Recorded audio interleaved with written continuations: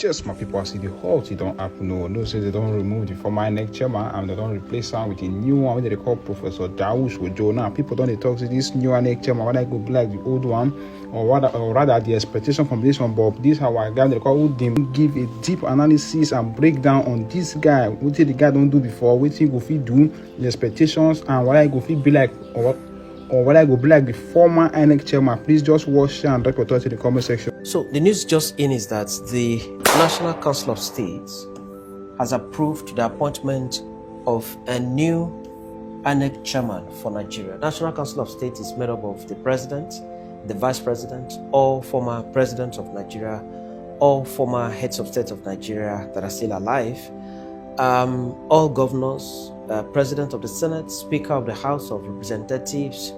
All these people, they have sat today in Abuja and they have given approval for the appointment of a new INEC chairman. And that was broken like 1 or 2 hours ago by the spokesperson to the president, Bayo Ononuga. He has published it on his Twitter handle, X handle. Okay, he said, National Council of States unanimously approves appointment of Professor Amopitan as INEC chairman. The National Council of State has approved the nomination of Professor Joash Ojo Amopitan, Senior Advocate of Nigeria from the North Central, as the new chairman of INEC. Now, who is he? Okay, what's his track record? What do we expect from him? And I ask, how light is this burden on his shoulders? How light is the burden? Can we call it a very light burden? And all of that. So, we look at it. This is Professor Joash Amopitan. He was born in 1957. He is from Ijumu local government area of Kogi State in north central Nigeria. He is a lawyer by profession. He's a senior advocate of Nigeria and is a professor of law. He lectures law in the University of Jos. This is a gentleman, okay, that has just been appointed. Has been nominated as an INEC chairman. This is him robed in his regalia as a lawyer, senior advocate of Nigeria. I have said that he's a senior advocate of Nigeria and has been a senior advocate of Nigeria since 2014. So he's about 11 years now as a senior advocate of Nigeria. We'll get to know more about him. Now, Professor Amopitan is a professor of law at the University of Jos, Plateau State. He's also an alumnus of that institution. He had his first degree in that institution. He had his master's in law in that institution and his PhD in law. We get to know more about that. Now, he specializes in company law, law of evidence, corporate governance, and privatization law. And like I said, he became a senior advocate of Nigeria in September 2014. So he is a senior advocate of Nigeria, having spent 11 years wearing the silk as a senior advocate of Nigeria. After completing his primary and secondary education, he attended Kwara State Polytechnic Ilorin from 1982 to 1984. And he proceeded from there to the University of Jos in 1984 and stayed there from 1984 to 1987. I think at that time, people studied law for just 3 years or 4 years. Now it is 5 years. He was called to the Nigerian bar in 1988. So Professor Amopitan is a senior lawyer, having been called to the Nigerian bar in 1988. He earned a master's degree in law from the University of Jos in 1993 and a PhD in law from the same university in 2007, right? He went into the teaching service and has been teaching from that time till now. He began teaching in 1989, okay? Shortly after he was called to the Nigerian bar and has been teaching from that time till today. Currently, he serves as the Deputy Vice Chancellor, Administration of the University of Jos, and he also serves as the Pro-Chancellor and Chairman of the Governing Council of Joseph Ayo Babalola University in Osun State. He has held a number of academic positions in the University of Jos, namely in 2012 to 2014, he served as chairman of the Committee of Deans and Directors of the University of Jos. From 2008 to 2014, he served as Dean of the Faculty of Law and Head of Public Law Department in the Faculty of Law of the University of Jos. He is a member of the Nigerian Institute of the Advanced Legal Studies and Governing Council, and he was a member of the Governing Council of Education from 2008 to 2014 and has held other positions. We understand that he is an author of numerous law books, having lectured law for many years. He also has written books that have been used by students in their research and also by practitioners. He is said to be without political affiliation. If you check the press release that has been published by Bayo Ononuga, Professor Joash is said to be without political affiliation. That is, he doesn't belong to any political party. He doesn't know anybody that is a member of a political party. He doesn't associate with it. He doesn't have any political interest. We do hope that this one is true. Nigerians are very interested in knowing and in being convinced that this very one is true, that Professor Asupitan does not have any political interest whatsoever. He is apolitical, and that is what we need from an INEC chairman. He is the first person from Kogi State to be nominated as INEC chairman. The very first person since the creation of the nation of Nigeria, since 1960, at independence to today. He's said to be the very first person from Kogi State that has been nominated for the office of chairman of INEC. Now, by law, that is the Constitution of the Federal Republic of Nigeria, his name is to be sent to the Senate for confirmation. If he's lucky to have his name confirmed, then he becomes the chairman of INEC.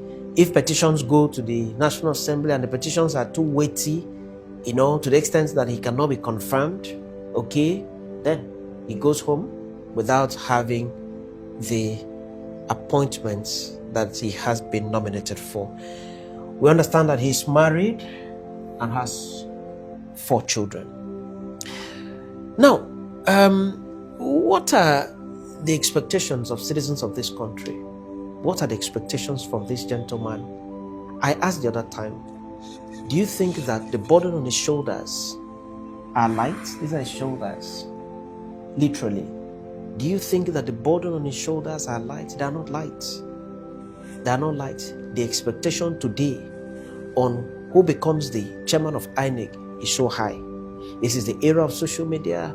This is the era of information. Anything that happens is circulated everywhere. Accountability is required from all angles.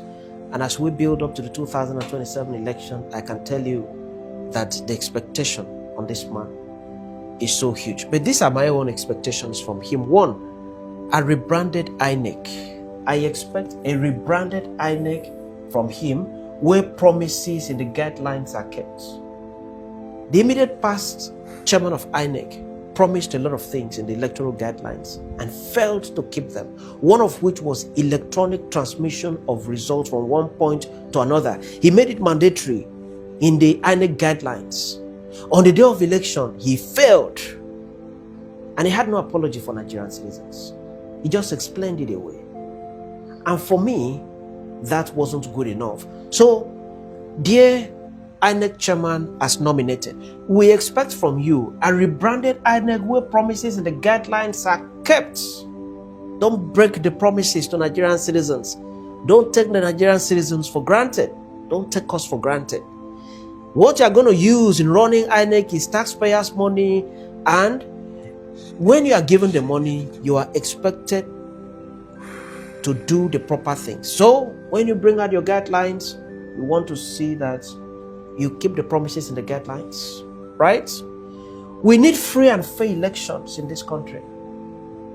It's becoming embarrassing. Every election, complaints here and there and so on. Look at what's happening in Ghana. Ghana has gotten it right in the electoral system. The percentage of victory in the last 3-4 general elections in Ghana is 54, between 54 and 46. Okay? You see the victory margin. The victory margin is so closed. It's not as wide as we've been having in this country. So, Professor, we need free and fair elections during your term. Number 3, we need honest introduction of technology to the electoral system. Honest introduction. I'm saying honest introduction of technology to the electoral system. Don't deceive us with technology. Give us technology that you are very sure that it's going to give us free and fair election. Introduce it. We cannot do without technology in the 21st century in our electoral system. So we need technology to be introduced into the electoral system, reduce so much of the paperwork that we've been having in the electoral system. Give us free election, give us honest introduction and application of technology into the electoral system.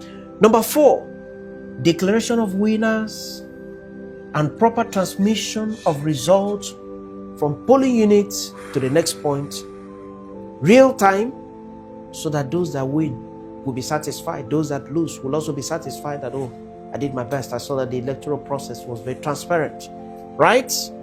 Finally, we need unquestionable integrity from you, Prof. So much is expected of you. So we need unquestionable integrity on your part. Money should not be your problem. The Nigerian people will pay you so much. INEC chairmen are not poor people. They are well paid. The budget for INEC is not small. And the chairman of INEC deserves better pay officially. Please, sir, don't look for any unofficial payments. I think Nigeria is not asking for much if you give us all of this. I wish you the very best as you appear before the Senate for screening. And dear Senate, do not ask him to take a bow.